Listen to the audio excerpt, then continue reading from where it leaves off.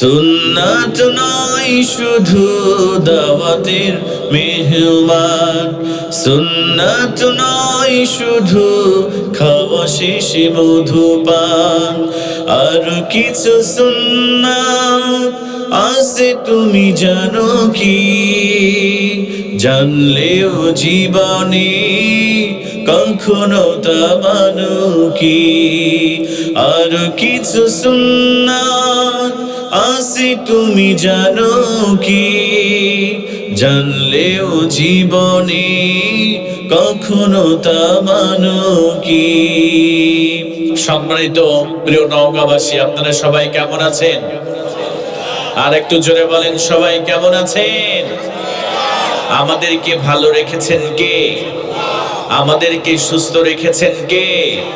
যে মহান রব আমাদেরকে ভালো রেখেছেন, আমাদেরকে সুস্থতার মতো শ্রেষ্ঠ নিয়ামত দিয়ে এই জান্নাতের বাগানে এসে বসার তৌফিক দান করেছেন। এজন্য আমরা সকলেই খুশি নাকি বেজার? আওয়াজ দিয়ে বলেন, খুশি না বেজার? এজন্য সকলেই সেই রবের দরবারে প্রাণ খুলে আমরা শুকরিয়া আদায় করে নিচ্ছি। আমরা সকলেই পড়ে নিচ্ছি কালিমাতুশ শুকুর, আলহামদুলিল্লাহ। আল্লাহ রাব্বুল আলামিন সুন্দর করে বললেন, ওয়া'বুদুল্লাহা ওয়া লা তুশরিকু বিহি শাইআন ওয়া বিল ওয়ালিদাইনি ইহসানা। জোরে বলেন আল্লাহু আকবার।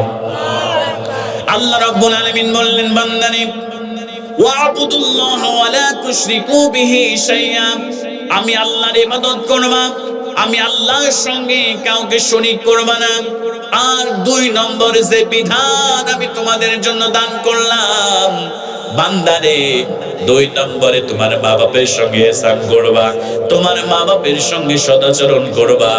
যদি করতে পারো রে বান্দা, আমি তোমার জীবনের সব গুনাহ মাফ করব।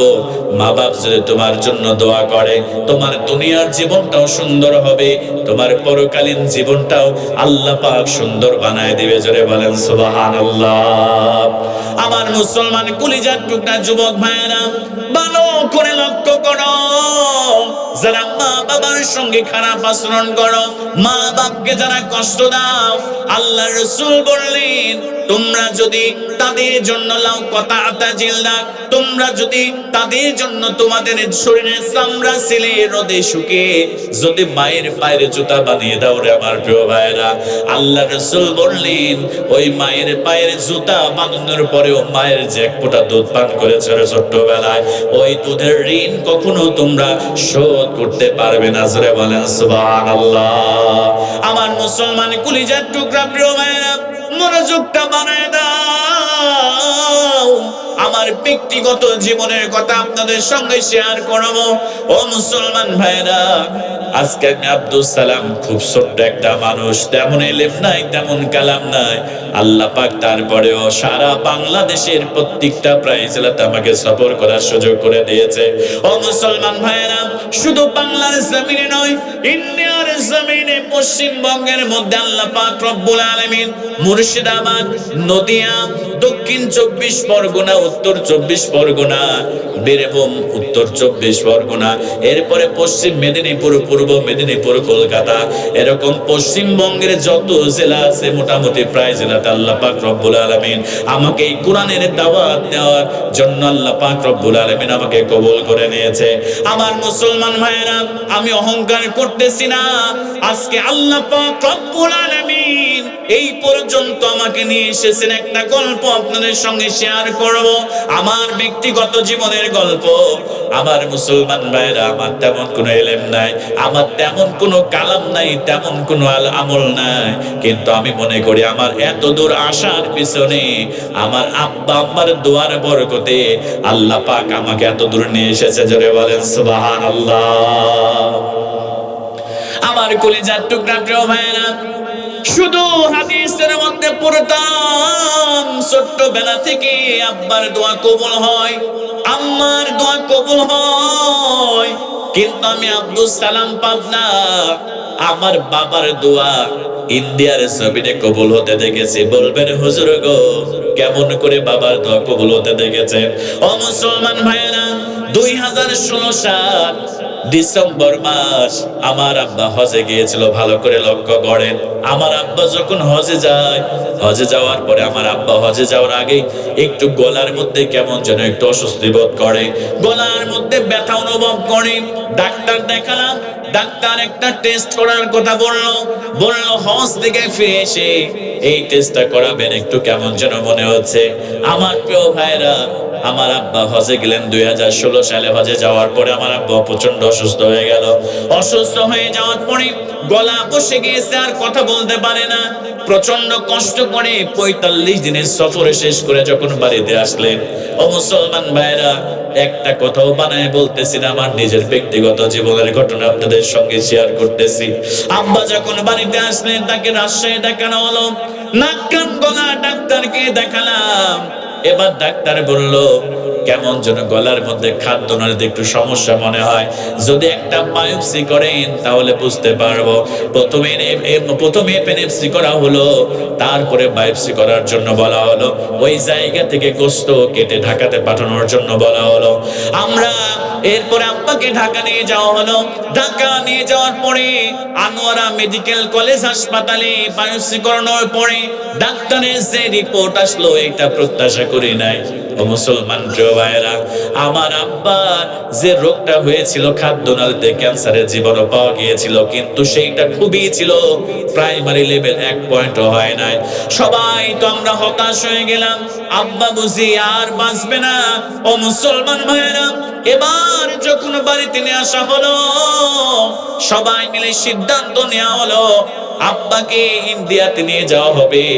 আমার প্রিয় ভাইয়েরা, আমার সেই সময় মনে আছে, আমার ফাজিল সেকেন্ড ইয়ার পরীক্ষা চলতেছে, আবার অনার্স ইকোনমিক্স, অনার্স মাস্টার্স করেছি, ইকোনমিক্স এর সেকেন্ড ইয়ার পরীক্ষা চলতেছে। এমন সময় ঘটনা, আমার ফাইনাল পরীক্ষা, আমি যেতে পারতেছি না। আমার এইদিকে পাসপোর্টও করা নাই, ভিসাও করা নাই, কিন্তু আমার আব্বার পাসপোর্ট আছে। এবার আমার একজন ফুফাতো ভাই কাজিন, তাকে তার ভিসাও ছিল, পাসপোর্টও ছিল। আব্বার যেহেতু পাসপোর্ট ছিল, কয়েকদিনের ব্যবধানে ভিসা লাগিয়ে আব্বাকে ইন্ডিয়াতে পাঠানো হলো। ভালো করে লক্ষ্য করেন, আমি বলছি না কেমন করে আমার বাবার তো আমি কবুল হতে দেখেছি, একটু খেয়াল করেন প্রিয় ভাইয়েরা। এবার আমার আব্বা চলে গেলেন। ডাক্তার দেখানোর পরে 5টা কেমো দিল, আর 28টা থেরাপি দিতে হবে, রেডিয়েশন দিতে হবে। এইদিকে আমি আমার পরীক্ষাও শেষ করলাম, পাসপোর্ট করলাম, ভিসা করলাম। আমার প্রিয় ভাইয়েরা, 1.5 মাস পরে আমি যখন ইন্ডিয়াতে প্রবেশ করলাম, প্রবেশ করার পরে একটা বাসা নিয়ে থাকা হয়েছিল ইন্ডিয়াতে, হাসপাতালের পাশে। আমার আব্বা একদম প্রায় 6 ফুট লম্বা একটা মানুষ, আমার থেকে ফর্সা, মুখের মধ্যে সাপ দাড়ি। আমার আব্বা ঘরের মধ্যে, বেডের মধ্যে শুয়ে আছে। আমি যখন ঘরের মধ্যে প্রবেশ করলাম, আমার এখনো সেই দৃশ্যটা মনে পড়লে আমার গায়ে পশমগুলো দাঁড়িয়ে যায়। ও কলিজার টুকরা যুবক, ভালো করে লক্ষ্য করো, যারা মার সঙ্গে, যারা বাবার সঙ্গে যারা খারাপ আচরণ করো, আমার আব্বা যখন বেডের মধ্যে শুয়ে আছে, আমি আব্দুল সালাম যখন ঘরের মধ্যে প্রবেশ করলাম, এত বড় একটা মানুষ, এত সুন্দর চেহারার একটা মানুষ। আমার প্রিয় ভাইয়েরা, রেডিয়েশন দেওয়ার কারণে দাড়িগুলা কেটে ফেলতে হয়েছে, এই জায়গায় শুধু কয়টা দাড়ি আছে। আমার আব্বার চুলগুলো পড়ে গিয়েছে, শুকিয়ে একদম হাড্ডিগুলো বের হয়ে গিয়েছে। আমি তো যখন প্রথম ঘরের মধ্যে যখন ঢুকলাম, চোখটা যখন আমার বাবার দিকে পড়লো, আমার কলিজাটা ছিঁড়ে কান্না শুরু হয়ে গেল। আমি কান্না করতেছি, আব্বার পাশে গিয়ে বসলাম। আব্বাও কান্না করে, আমিও কান্না করি। আমার প্রিয় ভাইয়েরা, আব্বাও কান্না করে, আমিও কান্না করি। আমি আব্বার গা হাত পা গুলো মেসেজ করে দিই, আর আব্বা বারবার ডাক দিয়ে বলে, আব্দুল সালাম রে, আমাকে তাড়াতাড়ি বাড়িতে নিয়ে যাও, আমি আর বুঝে বাঁচবো না, এই জমিন থেকে আমি চলে যাব। বাড়ির মানুষদেরকে 1.5 মাস হয়ে গেল আমি দেখি না, বাড়ির মানুষদেরকে দেখতে বড় মনে চায়, আমাকে তাড়াতাড়ি বাড়ি নিয়ে চলো। আমি আব্বাকে ডাক দেব, আব্বা টেনশন করবেন না, আপনার না কত ইচ্ছা আপনার ছেলে আলেম হবে, আপনার ছেলে ওয়াজ করবে, আর আপনি মঞ্চে বসে বসে আমার ওয়াজ শুনবেন, আপনার কত বড় ইচ্ছা ছিল। ও মুসলমান কলিজার টুকরা প্রিয় ভাইরা, আমি আব্দুল সালাম তখন ওয়াজের জগতে আসি নাই, মাত্র পড়াশোনা করতেছি, কলেজেও পড়াশোনা করি, মাদ্রাসাও পড়াশোনা করি। আমি তখন ওয়াজ করি না, আমি তখন জুমা দোয়াও শুরু করি নাই, আমার তো কোনো পরিকল্পনা ছিল না এই লাইনে আসবো। আমি যখন আমার আব্বাকে বললাম, আব্বা গো চিন্তা করবেন না, আপনার কত ইচ্ছা আপনি আমার পাশে বসে ওয়াজ শুনবেন। ও মুসলমান ভাইরা, দৃশ্যটা এখন আমার চোখের মধ্যে ভাসে। আমার আব্বা আমার জন্য হাত তুলে দোয়া করলো। আমার আব্বা চোখের পানি ছেড়ে দিয়ে কান্না করতেছে, আমিও কান্না করি। আল্লাহর কাছে দোয়া করলো, রব্বুল আলামিন তুমি আমার সন্তানকে কবুল করে নাও, আমার সন্তানের মনের আশাটাকে পূরণ করে নাও। ও মুসলমান কলিজার টুকরা প্রিয় ভাইরা, আল্লাহর কসম করে বলছি, আল্লাহর কসম করে বলছি, আমার আব্বা যখন আমার জন্য এমন করে দোয়া করলো, বাড়িতে আসার পরে আমার অটোমেটিক্যালি পরিবর্তন শুরু হয়ে গেল। আমি 24 ঘন্টা জুব্বা পড়তাম না, আমি 24 ঘন্টা টুপি পড়তাম না। আমার আব্বা যখন দোয়া করেছে, বাড়িতে আসার পরে আমার কেমন যেন পরিবর্তন হয়ে গেল। আমি 24 ঘন্টা পাঞ্জাবি পরা শুরু করলাম, 24 ঘন্টা টুপি পরা শুরু করলাম, আমার জমা হয়ে গেল। এর কিছুদিনের ব্যবধানে আল্লাহ পাক রব্বুল আলামিন আমাকে এমন ভাবে কবুল করলেন, ওই ইন্ডিয়ার জমিনে আমার আব্বা আমার জন্য দোয়া করেছিল, আমার আব্বা সুস্থ হয়ে গেল। এখন পর্যন্ত আমার আব্বা জীবিত আছে, আর সমস্যা হয় নাই। ওই ইন্ডিয়ার জমিনে কয়েক বছরের ব্যবধানে আমার আব্বা আমার পাশে বসে ওই ইন্ডিয়ার জমিনে আমার আব্বাকে ওয়াজ শুনিয়েছে। জোরে বলেন আল্লাহু আকবার। এজন্য যুবক ভাইরা, আমি এজন্য মাঝে মাঝেই বলি, আমি আমার বাবার দোয়া আল্লাহর কাছে কবুল হতে দেখেছি। তোমরা শুধু হাদিসের মধ্যে পড়েছো, কোরআনের মধ্যে পড়েছো, আর আমি আব্দুল সালাম আমার নিজ চোখে আমার আব্বা আম্মার দোয়া কবুল হতে দেখেছি। রে প্রিয় ভাইরা, আব্বা আম্মার দোয়া নাও, আল্লাহ রাসূল বলেছে, হুমা জান্নাতু গাওয়ানার, তোমার আব্বা আম্মা তোমার জন্য জান্নাত, তোমার জন্য জাহান্নাম। এজন্য আমার প্রিয় ভাইরা, আল্লাহর জান্নাতে যদি প্রবেশ করতে চাও, আল্লাহ রাসূল সাল্লাল্লাহু আলাইহি ওয়াসাল্লাম বলেছেন, সালাসাতুন লা ইয়ানজুরুল্লাহু ওয়াসাল্লা ইলাইহিম ইয়াওমাল কিয়ামাহ। আল্লাহর নবীজি বললেন, আল্লাহ পাক রব্বুল আলামিন কিয়ামতের দিন 3 শ্রেণীর মানুষের দিকে তাকাবেন না। সবাই বলেন কয় শ্রেণী? আর একটু জোরে বলেন না, কয় শ্রেণী? আল্লাহ রাসূল বললেন 3 শ্রেণীর মানুষের দিকে আল্লাহ পাক রব্বুল আলামিন কিয়ামতের দিন তাকাবেন না। 1 নম্বর শ্রেণী হলো, আল্লাহ রাসূল বললেন, আল আকুলি ওয়ালিদাইহি, যারা পিতা মাতার অবাধ্য সন্তান, তাদের দিকে আল্লাহ পাক রব্বুল আলামিন তাকাবেন না। 2 নম্বর আল্লাহ রাসূল বললেন, ওয়াল মারাতুল মুতারাজ্জিলা, যে নারীরা পুরুষের বেশ ধারণ করে বা যে পুরুষ মহিলার বেশ ধারণ করে। আর 3 নম্বরে ওয়াত্তাইয়ুস, আর যারা পর্দার ব্যাপারে বেখিয়াল, যারা পরিবারের মধ্যে পর্দা করাতে চায় না। যুবতী মেয়ে ঘর থেকে বেপর্দা হয়ে বের হয়ে যায়, স্ত্রী ঘর থেকে বেপর্দা হয়ে বের হয়ে যায়। এই 3 শ্রেণীর মানুষের দিকে আল্লাহ পাক কিয়ামতের দিকে তাকাবেন না। আবার মুসলমান ভাইরা, আবার বিশ্ব নবীকে জিজ্ঞেস করা হলো, আইয়ুল আমালি আফদাল ইয়া রাসূলুল্লাহ, ইয়া হাবিবাল্লাহ, আল্লাহর কাছে সবথেকে বেশি দামি আমল কোনটা? বিশ্ব নবী সাল্লাল্লাহু আলাইহি ওয়াসাল্লাম আল্লাহ রাসূলের সাহাবীরা জিজ্ঞেস করলেন, আইয়ুল আমালি হাব্বিলাল্লাহ, আল্লাহর কাছে সর্বশ্রেষ্ঠ আমল কোনটি? আল্লাহ রাসূল 1 নম্বরে বললেন, আল্লাহ রাসূল সাল্লাল্লাহু আলাইহি ওয়াসাল্লাম, as-সালাতু লিওয়াক্তিহা, সময়মতো নামাজ আদায় করা। 2 নম্বর আল্লাহ রাসূল বললেন, বিররুল ওয়ালিদাইন, পিতামাতার সদাচরণ করা। আর 3 নম্বরে আল জিহাদু ফি সাবিলিল্লাহ, আল্লাহর রাস্তায় জিহাদ করা। জোরে বলেন সুবহানাল্লাহ। এজন্য যুবক ভাইরা, যাদের আব্বা আম্মা বেঁচে আছে, হাতে ধরে পায়ে ধরে বলে যায়, রে যুবক, আল্লাহ রব্বুল আলামিন জান্নাত দিয়েছে 2টা দুনিয়াতে, একটা হলো আব্বা, একটা হলো আম্মা। এই জান্নাতের অবহেলা করো না, আব্বা আম্মার সঙ্গে ভালো আচরণ করো, আল্লাহ তোমার রিজিক বৃদ্ধি করে দিবে, আল্লাহ তোমাকে সুস্থ রাখবে, আল্লাহ তোমাকে দুনিয়াতে সম্মান দিবে, আল্লাহ পাক রব্বুল আলামিন তোমাকে পরকালে জান্নাত দিয়ে ধন্য করে দিবে। আর যদি আব্বা আম্মার সঙ্গে খারাপ আচরণ করো, আল্লাহ পাক রব্বুল আলামিন দুনিয়াতে তোমাকে শাস্তি দিবে, আর পরকালে আল্লাহর জাহান্নাম দিয়ে তোমাকে আল্লাহ পাক রব্বুল আলামিন জাহান্নামের আগুনে ফেলে দিবে। জোরে বলেন নাউজুবিল্লাহ। আমার মুসলমান ভাইরা, ছোট্ট একটা ঘটনা শেয়ার করি। আল্লাহ রব্বুল আলামিনের বান্দা বান্দি যারা আছেন, আম্মার সঙ্গে খারাপ আচরণ করেন, আব্বার সঙ্গে খারাপ আচরণ করেন, আল্লাহ নবীর একজন সাহাবী, নাম হলো হযরত আলকামা রাদিয়াল্লাহু তাআলা আনহু। মুমূর্ষু অবস্থায় কালেমার তালকিন দেওয়া হয়। আল্লাহ রাসূলের সাহাবী হযরত আলকামার মুখের মধ্যে কালেমা বের হয় না, কালেমা জড়ায় যায়, কালেমা আটকিয়ে যায়। আল্লাহ রাসূলকে খবর দেওয়া হলো, ইয়া রাসূলুল্লাহি, ইয়া হাবিবাল্লাহ, আপনার সাহাবী আলকামা রাদিয়াল্লাহু তাআলা আনহু, ইয়া রাসূলুল্লাহ, তার তো কালেমা মুখ দিয়ে বের হয় না, মুমূর্ষু অবস্থায় পড়ে আছে। কালেমা তালকিন দেওয়া হয়, কালেমা বের হয় না গো নবীজি।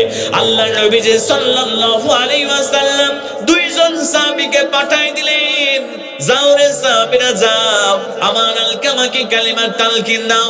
দুইজন সাহাবী এসে তারাও কালেমার তালকিন দেয়, কালেমা মুখ দিয়ে বের হয় না। আল্লাহ রাসূলকে বলো, ইয়া রাসূলুল্লাহ, ইয়া হাবিবাল্লাহ, আপনার সাহাবী আলকামার মুখ দিয়ে কালেমা বের হয় না, কালেমার তালকিন দেয়, তবু বের হয় না। আল্লাহ নবী যেবার বললেন, আলকামার কে কে বেঁচে আছে তাদেরকে ডাকো। আলকামার স্ত্রীকে ডাকা হলো। আল্লাহ নবী যে জিজ্ঞেস করলেন, তোমার কোন হক, তোমার স্বামী কোন হক আদায়, সব হক আদায় করেছে কিনা? আলকামার স্ত্রী বললেন, ইয়া রাসূলুল্লাহ, ইয়া হাবিবাল্লাহ, আমার কোন হক অপূর্ণ রাখে নাই, আমার স্বামী আমার যথাযথ হক আদায় করেছে। আল্লাহ রাসূল এবার আলকামার মা বেঁচে আছে, আলকামার মাকে ডাকলেন। আলকামার মাকে ডাক দিয়ে বলা হলো, আলকামার মা, তোমার সন্তান কেমন ছিল, তোমার সন্তান তোমার সঙ্গে কেমন আচরণ করেছে? আলকামার মা ডাক দিয়ে বলে, ইয়া রাসূলুল্লাহি, ইয়া হাবিবাল্লাহ, আল্লাহ রাসূল সাল্লাল্লাহু আলাইহি ওয়াসাল্লাম একবার বলে আলকামার মা কথা বলে না, দুইবারের বার জিজ্ঞেস করে আলকামার মা কথা বলে না, তিনবারের বার যখন আলকামার ব্যাপারে জিজ্ঞেস করেছে আলকামা কেমন ছিল, আলকামার মায়ের চোখ দিয়ে দর করে পানি বেরিয়ে বেরিয়ে পড়ে যায় আর বলে, ইয়া রাসূলুল্লাহ, আমার আলকামা স্ত্রীর কথা শুনেছে, স্ত্রীর কথা মতো চলেছে, আমার সঙ্গে তেমন বেশি ভালো আচরণ করে নাই, আমাকে দেখে না। ইয়া রাসূলুল্লাহ, ইয়া হাবিবাল্লাহ, স্ত্রীর কথা শুনে আমার আলকামার একটু কষ্ট দিয়েছে, আমি মা কষ্ট পেয়েছি। আল্লাহ রাসূলের বুঝতে বাকি রইল না, এই জায়গায় গন্ডগোল, মাকে কষ্ট দিয়েছে, এজন্য কালিমা নসিব হয় না, কালিমা পড়তে পারে না।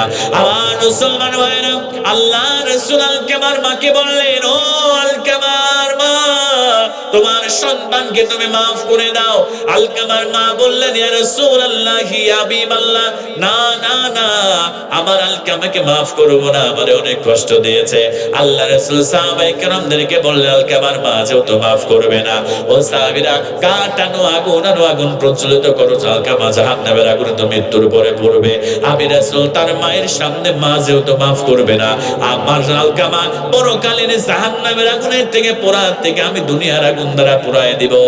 এবার সাহাবায়ে কেরাম কাঠ জোগাড় করলেন। এবার যখন আগুন ধরালেন, আলকামার মা চিৎকার দিয়ে বলে, ইয়া রাসূলুল্লাহ, ইয়া হাবিবাল্লাহ, আমি মা, আমি কেমন করে সহ্য করব?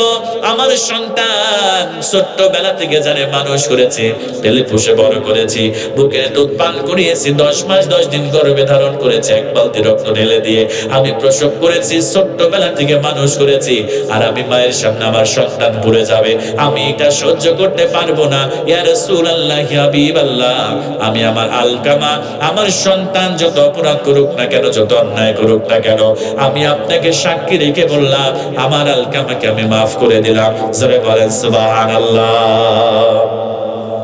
এবার যখন আলকামার মা মাফের ঘোষণা দিয়েছে, মুসলমান, আল্লাহ রাসূলের সাহাবীরা চলে গেলেন। যাওয়ার পরে এবার দেখে আলকামার মুখ দিয়ে, জবান দিয়ে টাস টাস করে কালেমা বের হয়। কালেমা পড়তে পড়তে আলকামা রাদিয়াল্লাহু তাআলা ইন্তেকাল করেন। ও মুসলমান কলিজার টুকরা প্রিয় ভাইরা, যারা স্ত্রীকে পেয়ে মাকে ভুলে যান, বৃদ্ধ মাকে 3 বেলা 3 মুঠ খাবার দিতে পারেন না, যারা মাকে কষ্ট দেন, বৃদ্ধ বাবাকে 3 বেলা 3 মুঠ খাদ্য দিতে পারে না, একটা বারোকে চিন্তা করেন না নিজের সন্তানের দিকে তাকায়া, আমার সন্তানকে কত কষ্ট করে মানুষ করেছি, আমার স্ত্রী আমার সন্তানকে কত কষ্ট করে বেড়ে পেটে ধারণ করেছে, একবারও কি চিন্তা করেন না? আজকে বাসায় যান, মায়ের পা ধরে ক্ষমা চান, বাবার পা ধরে ক্ষমা চান, মা বাবার কাছে যদি ক্ষমা চান, এই পৃথিবীতে এমন কোনো মা নাই, এমন কোনো বাবা নাই, সন্তান যদি পা ধরে মাফ চায়, হাত ধরে মাফ চায়, ওই সন্তান যত যতই অপরাধ করুক না কেন, যতই পাপ করুক না কেন, যতই মাকে কষ্ট দিক না কেন, আল্লাহর কসম করে বলছে, আল্লাহ মা বাবার অন্তরকে কেমন করে সৃষ্টি করেছে, আপনি যত ভুল করেন না কেন তাদের কাছে গিয়ে মাফ চান, ওয়াল্লাহি আল্লাহর কসম করে বলছে ওই মা বাবা অবশ্যই আপনাকে মাফ করে দিবে। কথা বলেন ঠিক কিনা?